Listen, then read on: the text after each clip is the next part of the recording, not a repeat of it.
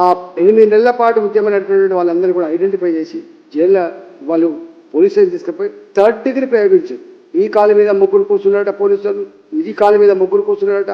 ఆ టైర్ల రబ్బర్తో కట్టినటువంటి వాళ్ళ 3rd డిగ్రీ వాడేటువంటి వాటితోటి 2 గంటల పాటు కన్నీళ్లు పెడుతున్నా మొత్తుకున్నా, అంటే వాళ్ళ భూములు బలవంతంగా గుంజుకోవద్దని, మా భూములు మాకు కావాలని చెప్పి అడిగినందుకు, వీళ్ళేం నక్సలైట్ కాదు, పరాయి భూములలో జెండాలు పాతలే, వీళ్ళు ఇతర భూములు కావాలని అడగలే, వాళ్ళ భూముల కోసం ఇవాళ ఆ హింసించిన తీరు నిన్న జైలుకు పోతే వాళ్ళు కన్నీరు మున్నీరైన పద్ధతి చూస్తుంటే నిజంగా రేవంత్ రెడ్డి ఎంత సాడిస్ట్ లాగా వివరిస్తుందో అర్థమవుతారు. ఆయన ఆ ప్రాంతం వాడు కాకపోయినా ఈ ప్రాంతానికి వచ్చి ప్రశ్నించే గొంతు నేను నాయకుని అవుతా అని చెప్తే మా ప్రాంతం మేము బాగుపడతామని చెప్పి ఓట్లేసి గెలిపించిన కర్మానికి ఒకటి పనిచేస్తుంది.